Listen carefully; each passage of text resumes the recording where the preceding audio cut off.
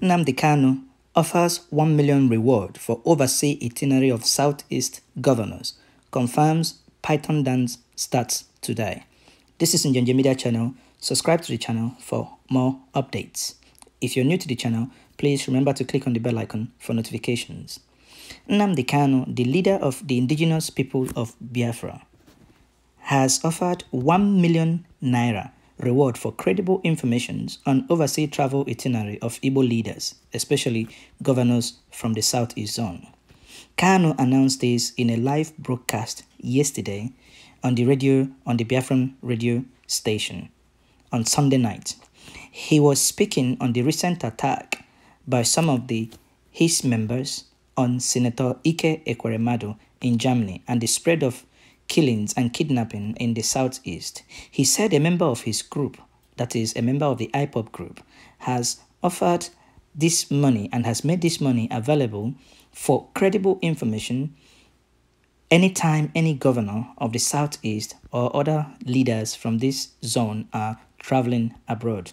He goes on to say, and we quote, "So if you are working in any government house in the Southeast and you know which city in the world the governor is going to be, inform us that we will mobilize for him and you will be rewarded with 1 million naira," he declared. In the 87 minutes broadcast, Kanu said that the grudge of the group with the governors is that the governors proscribed the group. They, and not the federal government, proscribed IPOB. They said, proscribe IPOB in order to douse the rising tension in the region. What caused the tension? Because the military raided my house in Omar and Afaruku. Kanu said he also accused them of secretly approving Ruga settlement in the Southeast. Now, he goes back on the attack of the former Deputy Senate President Ike Ekweremadu.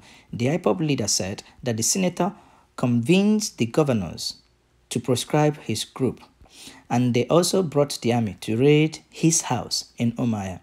How many times has he spoken against the killings and kidnapping in his own state?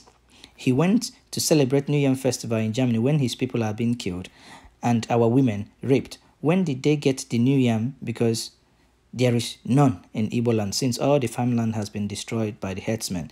The IPOB leader also accused Ike Ekweremadu of embezzling money budgeted for construction of Enugu-Port Harcourt Expressway by former President Goodluck Ebele Jonathan. Now, Njenje Media will, however, add that we are not sure and we are not aware when the relationship between Ike Ekweremadu and Nnamdi Kanu went sour. If you recall, Ike Ekweremadu was the only senator that stood his ground against Buhari during the time he was with Bukara Saraki in the Senate. When everyone was in hiding, Ike Ekweremadu was the person that mobilized Southeast Senate caucus to work for and perfect the bail conditions of Nnamdi Kanu, and he was the one that beckoned on Senator Enyinnaya Abaribe to sign the bail conditions, of which Abaribe has confirmed this in so many and in various occasions. However, we are not able to confirm when this relationship went sour. If you also recall, the moment Nnamdi Kanu came out from Kuje prison, he went straight, no other place. He went straight to Ike Ekweremadu's house, where Abaribe was also available. And that was a means of saying thank you. That was then. So when the relationship went sour is what Njenje Media cannot confirm. Now, Nnamdi Kanu continues. Apart from the governors, Nnamdi Kanu also listed other groups overseas, this overseas watch list, to include the Ohaneze President General and the Chief of Army Staff. Now, Nnamdi Kanu accused him of killing Igbo youths. Again, for Brutai, Kanu said the group will never forgive him for his role in various killings and atrocities alleged committed by the military in the Southeast. He warned them to stay clear of any foreign country for their own good. Now, Njenje Media would add, for Brutai, they must face International Criminal Court. It doesn't matter how long they remain in authority. Whenever his tenure comes to an end, he will be the only military man that will not enjoy his pension.